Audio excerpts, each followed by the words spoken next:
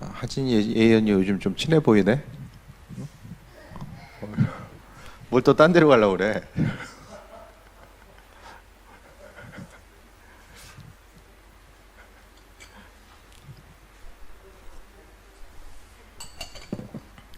날씨가 많이 덥죠. 예, 밤에도 막 30도에 육박하는 것 같아요. 다음 주까지만 좀 잘 버티면 그래도 더위가 좀 그나마 좀 나아지지 않을까라는 생각을 좀 해보게 됩니다. 로마서는 먼저는 우리가 죄인됨에 대해서 밝히고 있고, 죄인된 우리가 어떻게 구원의 길에 들어설 수 있는지 그것에 대해서 말씀하고 있어요. 유대인들은 스스로 율법에 대해서 지킴으로 인하여서 의롭게 된다라는 사실, 그 생각을 갖고 있었습니다.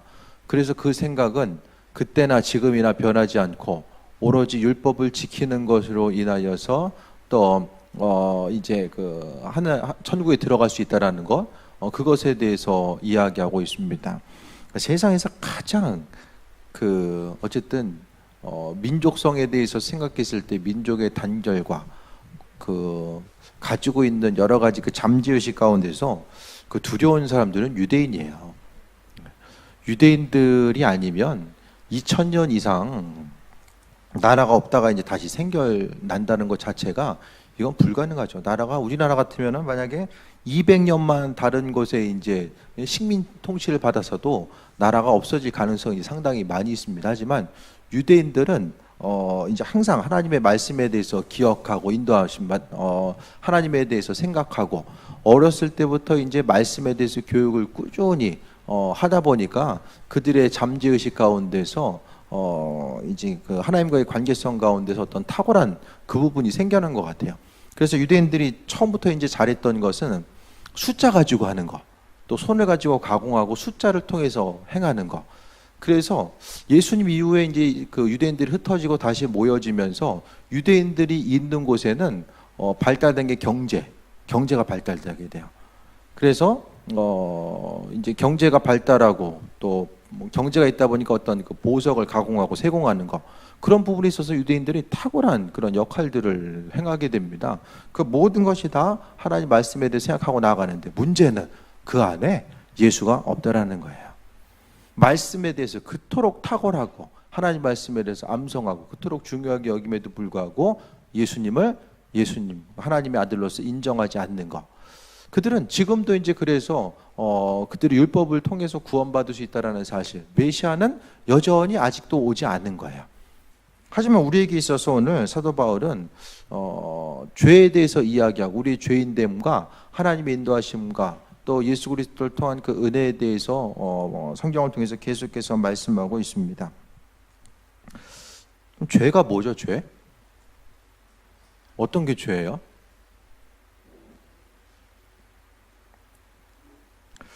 이 신앙생활의 뼈대에는 말씀에 대한 이 개념 정리가 돼 있어야 돼요.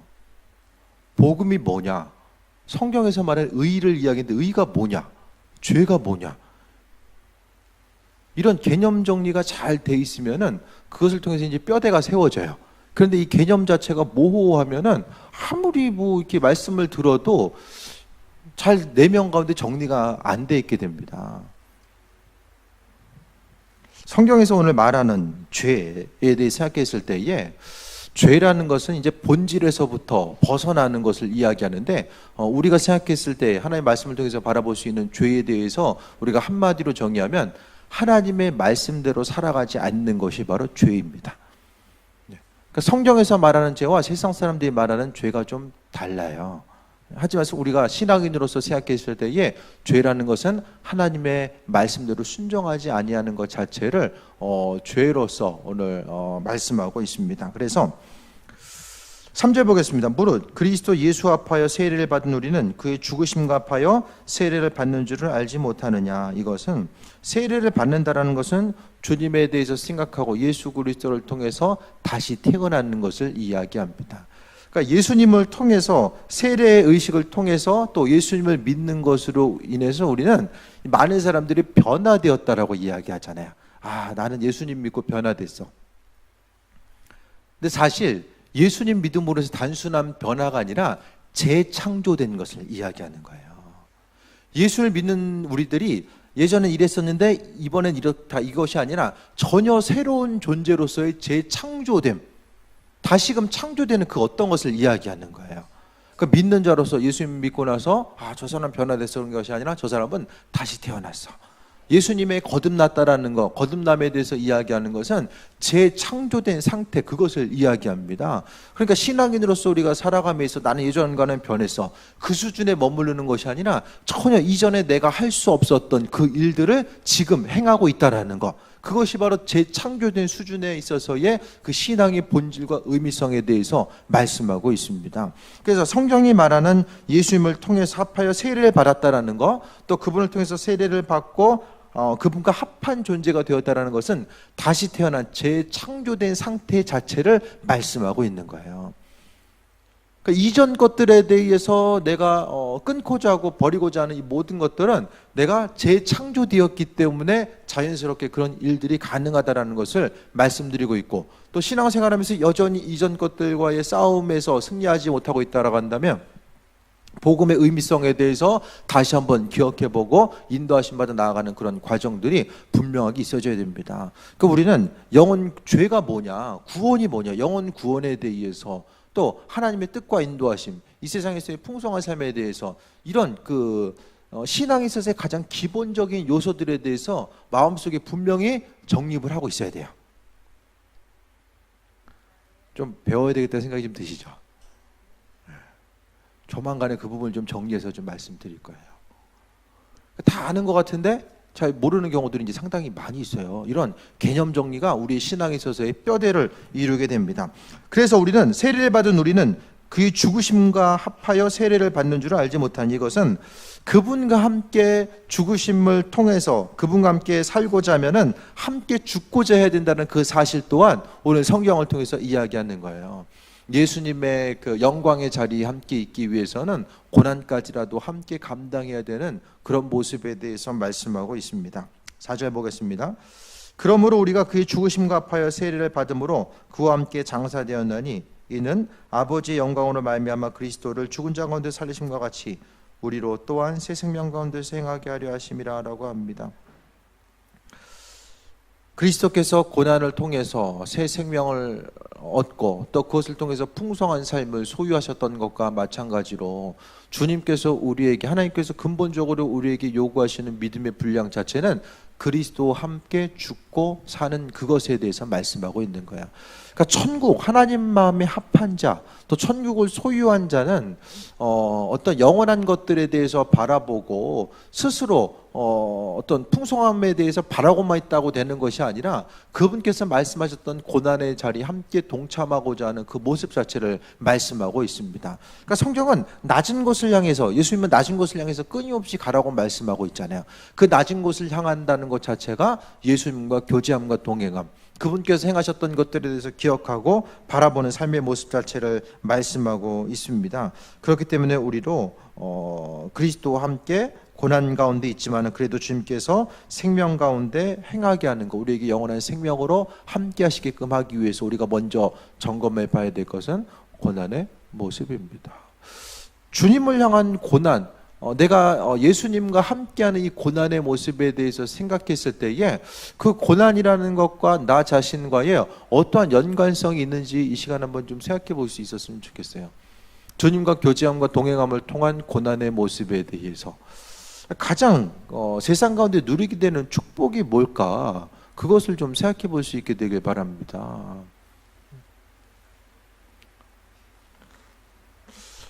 육신의 고난을 통하여서 하나님의 인도하심과 함께 하심을 우리가 바라볼 수 있게 되는데, 그 탕자의 비유에서도 보게 되면 탕자가 있고 이제 맨 마지막에 탕자가 하다 안 돼가지고 아버지 집에 돌아오잖아요. 근데 그 두 번째 아들, 또 첫 번째 아들, 첫 번째 아들은 이름도 안 나와요. 그냥 첫째예요. 둘째는 탕자로 이름이 나오는데, 그럼 나중에 이제 똑같이 다 그러니까 큰 아들과 탕자, 아버지가 집에서 이제 셋이 만나잖아요. 그 셋 중에서 큰아들과 작은아들을 생각했을 때 누가 더 행복한 사람인가? 그것을 좀 생각해 볼 수 있게 되길 바랍니다. 둘째는 고난을 통하여서 삶이 다져져요. 아버지의 사랑이 무엇인지를 깨달아 알게 됩니다. 고난의 모습을 통하여서. 근데 첫째는 열심히 성실하게 또 일하고 수고하고 노력했지만은 아버지의 사랑 자체가 무엇인지를 몰랐다는 거예요. 그러니까 우리가 예수님에 대해서 깨달아 알 수 있는 것 자체가 어떻게 생각하면 이 고난의 모습을 통해서 그 고난의 과정을 통과함을 통하여서 우리는 아버지의 사랑이 무엇인지를 깨달아 알 수 있다는 것을 말씀합니다. 그러니까 탕자도 아버지의 사랑에 대해서 깨달아 알았던 게 가뭄이 들어가지고 이제 결국에는 돼지 치는 일을 하잖아요. 돼지 칠 때도 몰랐어요. 또 쥐엄나무 열매에 대해서 먹을 때도 몰랐어요. 그나마 먹을 것이 없어지는 그 절박한 상황 가운데 놓여지다 보니까 그것을 통해서 삶에 있어서의 어려움을 경험하게 되고 이 고난을 통해서 하나님의 사랑, 아버지의 사랑이 무엇인지에 대해서 그때 비로소 아버지를 생각해보고 돌아보게 되는 그런 과정들, 그런 결과들이 있었다라는 거예요. 마찬가지로 우리는 신앙 가운데 정말로 내가 가지고 있는 신앙의 본질에 대해서 생각했을 때에 인생에 정말로 그 어두움의 터널 가운데 있다라고 할지라도 그 터널 가운데서 내가 여전히 내 믿음을 지키고 주님을 바라보고 있는가, 그 상태에 있어서의 나 자신의 모습이 내 진짜 신앙의 모습을 의미한다라는 것입니다. 밝을 때 있으면 다 똑같아 보여요. 하지만 그 어두움의 순간 가운데 있을 때에 나 자신의 믿음의 상태를 이야기합니다. 그래서 말씀은 어려움의 순간에 있을 때 그리스도와 함께 죽고 살아가라, 그것을 이야기하고 있어요. 힘들고 어려움의 순간에 있을 때 그 고난의 순간을 예수님과 함께 동행함을 통해서 이겨나가고 내 인생의 고난의 모습이 있고 또 예수님을 믿기 때문에 그분과 교제함을 통해서 감당하게 되는 고난의 모습이 있어요. 그 고난이 어떤 것이든 간에 그 고난의 과정을 통과함에 있어서 바로 예수님과의 그 교제함과 동행함의 모습을 이야기하고 있습니다. 그래서 죄인과 의인, 죄인이라는 것은 아까도 말씀드렸던 것처럼 하나님의 말씀, 그분의 명령에 순종하지 아니하고 스스로의 생각대로 살아가는 것이 죄이고, 또 의인이라는 것은 반대로 죄와는 상관없는 삶, 그리스도의 말씀에 순종하는 삶을 살아가는 것이 그 의인이라는 것에 대해서 우리가 생각했을 때에 결국 의인의 삶은 그리스도와 함께하는 삶의 모습을 구비하고 있는 사람이 바로 의인이 될 수밖에 없다라는 거예요. 그러니까 내 안에 주님과의 교제함이 없어지게 되면 항상 죄인의 자리에 들어설 수밖에 없습니다. 왜냐하면 사람은 항상 얘기하지만 눈에 보이는 것에 약한 모습을 보일 수밖에 없어요. 5절 보겠습니다. 만일 우리가 그의 죽으심과 같은 모양으로 연합한 자가 되었으면 또한 그의 부활과 같은 모양으로 연합한 자도 되리라. 먼저 성경은 부활만 이야기하는 것이 아니라 여기 나와 있는 것처럼 그리스도와 함께 죽는 것 자체에 대해서 말씀하고 있어요. 예수님과 함께 죽어지라고 하는 거, 성경은 계속해서 죽으라고 이야기하잖아요. 계속 죽으라고 그래요, 성경은. 사도 바울도 계속 죽으라는 말만 해요. 죽어야지 살 수 있다. 살려고 힘써가지고 사는 것이 아니라 죽어야지만이 살 수 있다라는 그것에 대해서 계속 강조하고 있거든요. 그러니까 사도 바울이 그것을 깨달아 알았었기 때문에 죽고자 힘쓰는 모습을 이야기하는데, 그러니까 신앙 가운데서 왜 우리가 주님의 풍성한 것을 소유하고 또 그분께서 허락하신 것을 경험하고 나아가는 데 있어서 왜 계속 부딪힘을 경험하는 그것은 죽고자 하지 않기 때문에, 죽는 것 자체가 익숙하지 않기 때문에 뭔가 나와는 좀 거리감이 있는 것으로서 좀 받아들이게 되기 때문입니다. 성경을 통해서, 본문을 통해서 읽고서 우리가 생각했을 때, 말씀을 오늘 본문을 묵상한다라고 한다면 도대체 내가 죽어야 될 게 뭐냐?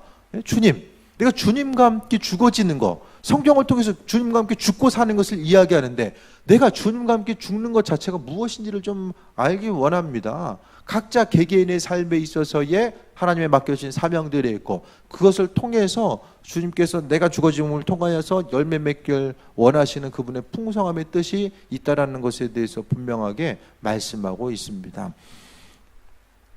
하나님의 인도하심과 그분의 풍성함은 먼저 죽고자 하는 이들에게 주어진다라는 것, 그것에 대해서 오늘 5절 말씀처럼 죽으심과 같은 모양으로 연합되면 또 부활과 같은 모양으로 연합된다라고 이야기합니다. 그러니까 어려움의 상태, 친구끼리도 그렇잖아요. 힘들고 어려운 그 순간을 경험한 사람이 정말 기쁘고 즐거운 순간에도 그 즐거움을 나눌 수 있는 것과 마찬가지로 예수님께서도 우리에게 있어서 그 고난 가운데 함께함의 모습. 그러니까 어차피 예수님의 공생애는 3년이었거든요. 성경에 있어서 20대 내용은 나오지 않아요. 공생애는 3년 동안 오셔가지고 그분은 근데 왜 3년만 하셨을까?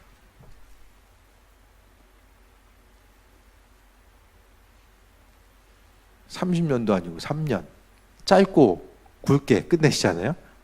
왜 그랬을까?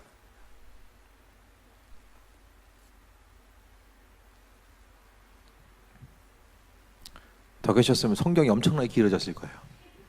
우리를 위해서 그냥 이 정도로 그냥 4권으로 그냥 적당하게 끝내시지 않았나. 각자 한번 생각해 보시고요. 어쨌든 우리에게 나머지 것들은 맡겨주셨어요. 제자들에게 나 갈 테니까 나머지 것들 니들이 해. 근데 한 가지 전제 조건이 있어. 성령 받고 해. 마태복음을 통해서도 사도행전을 통해서도 성령 받고 그 일을 감당해라. 이거 말씀하고 있잖아요. 그러니까 우리들에게 예수님께서 이 땅에 오셔서 행했던 것들이 고난의 모습, 그분의 말씀을 전하기 위한 이 고난의 모습이 예수님 당시나 지금이나 지금도 수많은 사람들이 예수님 전하다가 죽는 사람들이 있다라고 말씀드렸잖아요.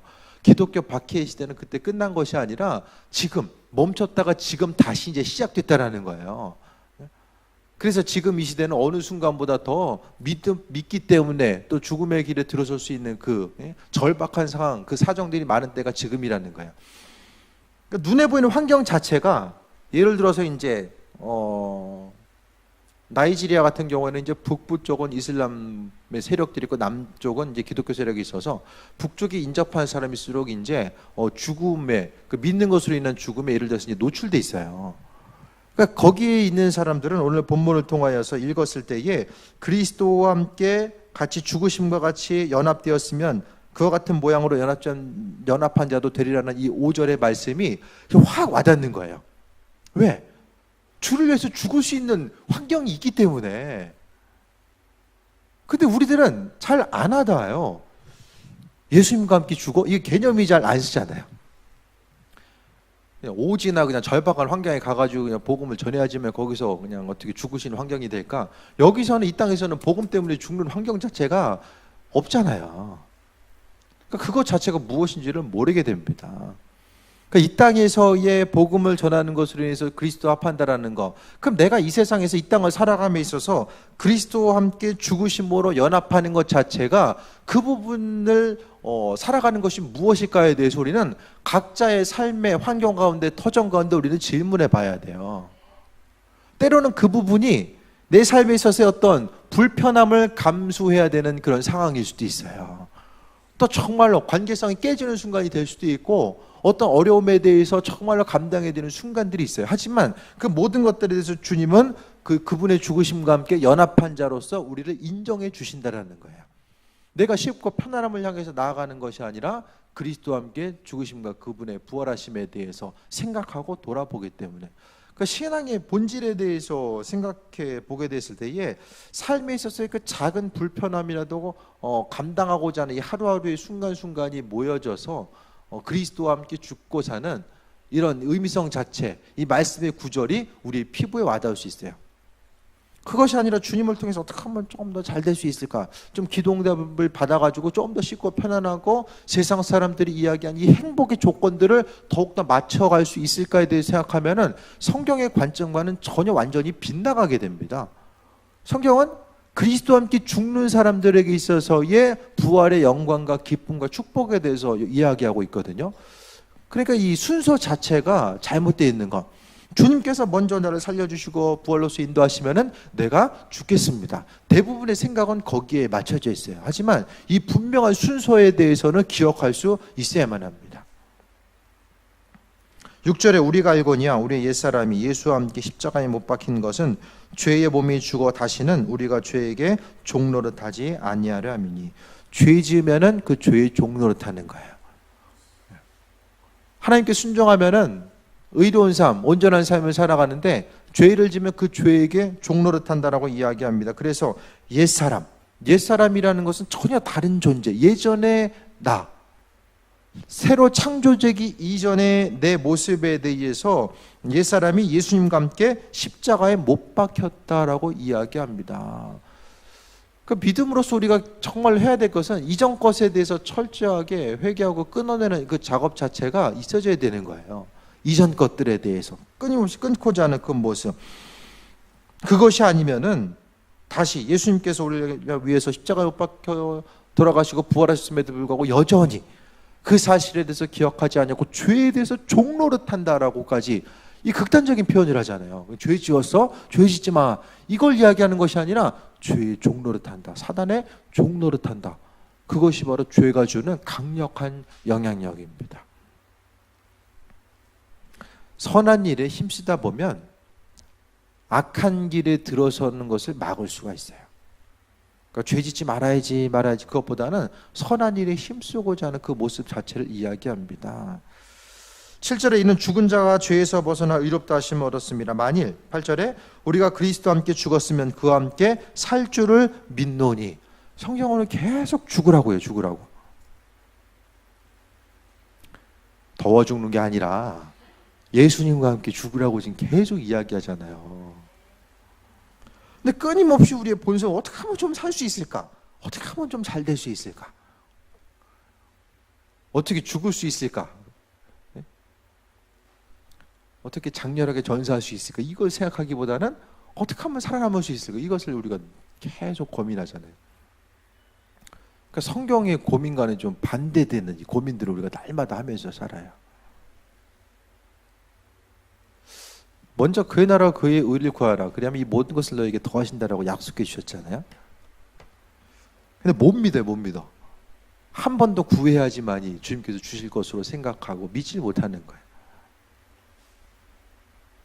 신앙생활에 있어서의 기본적인 이 전제 조건, 이 패러다임 자체에 대해서 생각했을 때 죽으라고 하는데, 교회가 더 부흥하지 못하고 더 한국교회가 발전함으로 또 하나님의 영광을 드러내지 못하는 것은 다 교회를 통해서 살고자 하니까 죽으려고 하는 사람이 없어요. 다 살고자 하니까 주변 사람들 자체가 다 내가 사는 데 있어서의 도움을 줘야만 하는 존재, 내가 살아감에 있어서 앞으로 살아가야 되는데 좀 걸림돌이 되는 존재, 그런 식으로만 이제 받아들이는 거예요. 하지만 믿음으로서 우리가 나아간다는 것은 그리스도와 함께 죽어야지만 살 수 있다는 거. 그러니까 결국에는 나중에 주님 앞에 섰을 때에 주님께서 요구하시는 것은 함께 죽고자 했느냐, 그 최전선에서 함께 있었느냐, 그것을 이야기하잖아요. 항상 동행함의 모습. 그럼 예수님 어디 계실까? 함께라는 표현을 하고 있잖아요. 예수님과 함께 죽는 거. 그럼 예수님 어디 계실까? 어디에? 어느 곳에 계실까, 예수님? 그분 계신 곳에 내가 있어야지 함께 하잖아요. 그러니까 내 안에 계신 예수님에 대해서 생각했을 때도 내가 있는 그곳이 예수님 기뻐하는 곳에 내가 있어야 되고, 또 그분과 함께하는 삶은 그분 기뻐하는 곳에 내가 또 가 있어야 되잖아요. 그곳이 어디인지를 좀 생각해 보자는 거예요.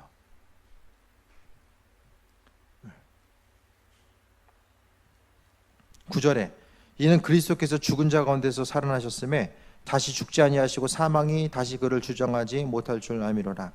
그가 죽으심은 죄에 대하여 단번에 죽으심이었고 살아계시면 하나님께 대하여 살아계심이니 이와 같이 너희도 너희 자신을 죄에 대하여는 죽은 자요 그리스도 예수 안에서 하나님께 대하여는 살아있는 자로 여길지어다. 지난번에도 말씀드렸던 것처럼 죽은 자는 반응하지 않는 것, 죄라는 것, 하나님 말씀에 불순종하는 것에 대해서는 반응하지 않는 것 자체를 말씀하고 있습니다. 그러니까 각자의 삶의 여정 가운데서 끊임없이 우리가 질문해 봐야 되는 것은 그거잖아요. 우리가 설교 말씀만 들어서는 내 삶에 있어서 좀 끊어야 될 죄가 무엇인지를 잘 몰라요.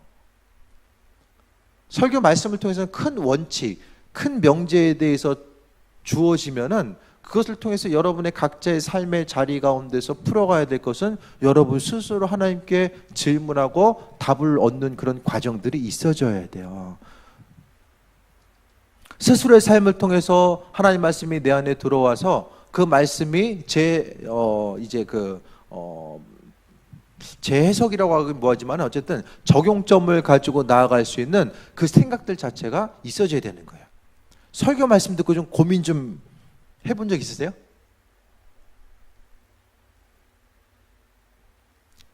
목사님 오늘은 나한테 이거 찍어서 얘기한 걸 거야. 대놓고 얘기하지 그냥 설교 시간을 통해서 얘기하는구나. 설교를 통해서 그 사람 얘기해야지. 그런 쪽은 없어요. 설교하다 보면 생각나는 사람은 있어요. 사실 전하다 보면 정말 생각나는 사람이 있어요. 딴 데 보고 얘기하긴 하지만은 생각나는 사람은 있어요. 말씀을 듣고 나서 우리가 정말로 고민이 돼야 돼요. 설교 말씀을 통해서 말씀을 들을 때나 성경 말씀을 읽을 때나 고민이 돼야 돼요. 주님 뭐죠? 이게 뭘까요?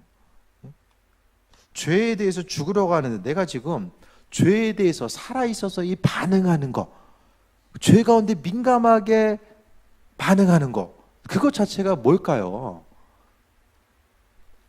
옆에서 지적하면 기분 나쁘잖아요. 직접 질문해야 되는 거야, 하나님께. 직접. 성경을 죽으라고 하는데 하나님, 기도하다 보면은 성경을 읽고 말씀을 읽고 이제 기도하는 것도 있잖아요. 말씀 한 구절 읽고 그걸 통해 또 기도하고 말씀 한 구절 읽고 기도하고 이런 기도의 패턴도 있거든요. 그러니까 기도하다 보면은 내가 버려야 될 죄가 무엇인지에 대해서 하나님 알게 해주세요. 몇 번 찍어야 될까요? 이건 얘기 잘 안 하실 때가 있는데 이 말씀 가운데 내가 죄의 문제, 하나님 보시기에도 죄라는 문제는 아주 심각하거든요. 그러니까 자녀가 부모에게 있어 어떤 위험한 거, 심각한 것에 대해서 물어볼 때는 단호하고도 분명하게 얘기를 해줘요.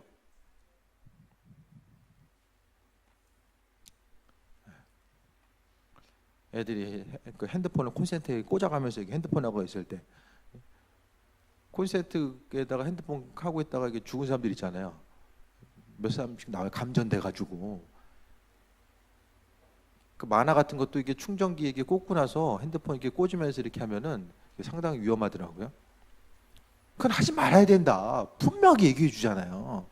그러니까 하나님도 우리가 죄와 싸워 나가는 그런 과정, 또 절박하게 하나님을 향해서 간구하는 그런 모든 것들은 하나님이 우리 마음에 선한 양심 허락하시고 예수님을 구주로 받아들이는 그 순간에 우리에게 은혜 허락하셔서 그 모든 뜻이 무엇인지를 깨달아 알 수 있도록 그 은혜를 우리에게 허락해 주신다라는 것에 대해서 말씀하고 있습니다. 그래서 물어보는 거예요.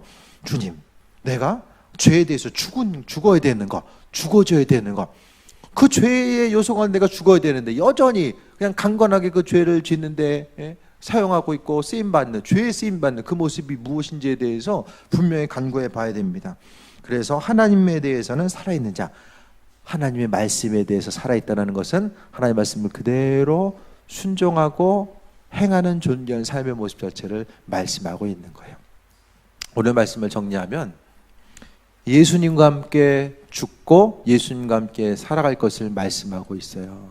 예수님과 함께 죽으라는 것은 그분의 맡겨주신 사명들 또 사역들을 믿음으로 감당하는 것과 내가 그리스도와 함께 죽는 것은 죄의 문제 앞에서 죄 가운데 죄가 죄인 줄 깨달아 알고 타도하게 버리고자 하는 것, 내 스스로 버릴 수 있는 의지가 있기 때문에 그런 것이 아니라 내 안에 계신 예수님께서 그분과 동행함을 통해서 그분이 그 죄의 문제를 끊어 나아갈 수 있는 그 은혜를 허락하시는 것.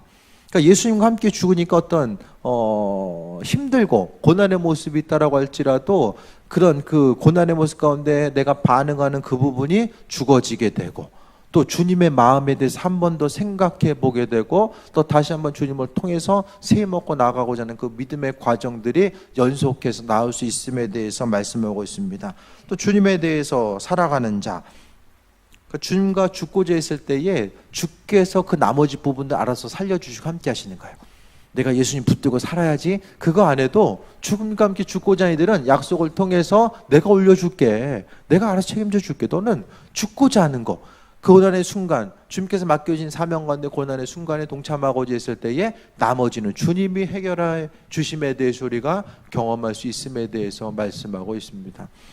성경이 이야기하는 것은 결국에는 말씀대로 살아라. 말씀대로 살아가는 것은 하나님이 죄를 너무나도 싫어하신다는 것을 깨달아 알고 죄를 버리고 의를 향해 나아가는 이 삶의 연속 자체를 말씀하고 있습니다.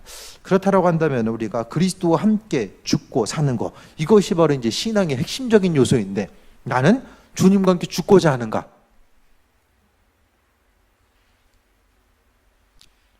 주님과 힘들고 어려운 고난의 순간, 아픔의 순간 함께하고 있습니까?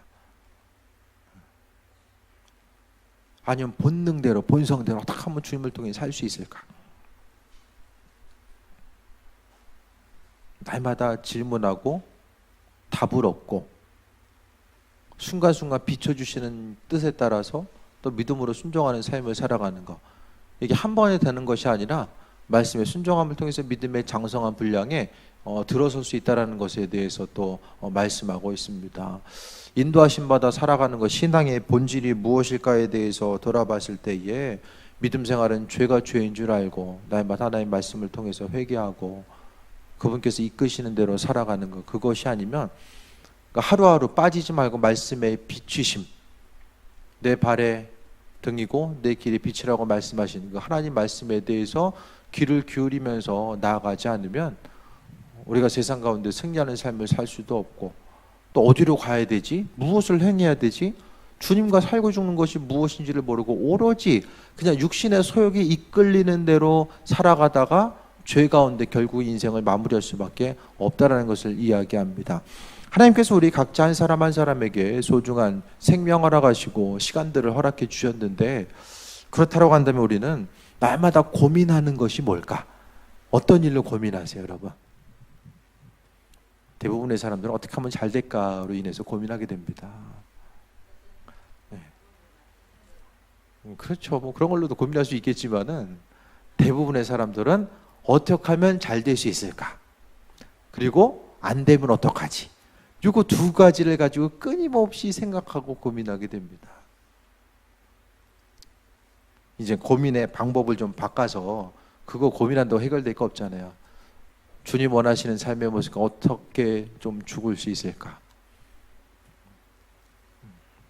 주님과 함께 교제하는 모습, 성경은 로마서를 통해서 사도 바울, 이게 이제 사도 바울의 신학적인 배경과 사상이 그대로 녹아져 있는 것이 로마서의 내용입니다. 그렇다고 한다면 우리가 그리스도와 함께 죽고자 하는 것이 삶의 모습이고, 사도 바울의 그 여정, 그 사도 바울의 그 서신들과 사도행전을 통해서 바라봤을 때에 그리스도와 함께 죽는 것 자체가 무엇인지에 대해서 가장 좋은 예로서 말씀하고 있어요. 그러니까 삶에 있어서 육신의 소욕 따라서 살아가는 것 자체, 그것보다는 극단적인 어떤 금욕주의를 이야기하는 것이 아니라 인도하심 받아서 그분께서 내 마음에 허락하신 대로 그분의 말씀을 무시하고 내가 할 수 있는 것 없는 거 딱딱 재단해가지고 할 수 있는 건 하고 못하는 건 버리고, 그것이 아니라 하나님께서 그와 같은 것을 내게 허락하신 것, 말씀하시고 마음 주신 것은 그와 같은 뜻과 인도하심이 있다라는 사실에 대해서 생각하며 오늘 말씀을 통해서 그리스도와 함께 죽고 사는 것이 무엇인지를 다시 한번 기억하고 그 말씀을 통해 한 번 더 돌아보고 고민하며 그 말씀대로 살아감이 무엇인지를 돌아볼 수 있고 생각해 볼 수 있는 귀한 삶이 되시길 축원드립니다.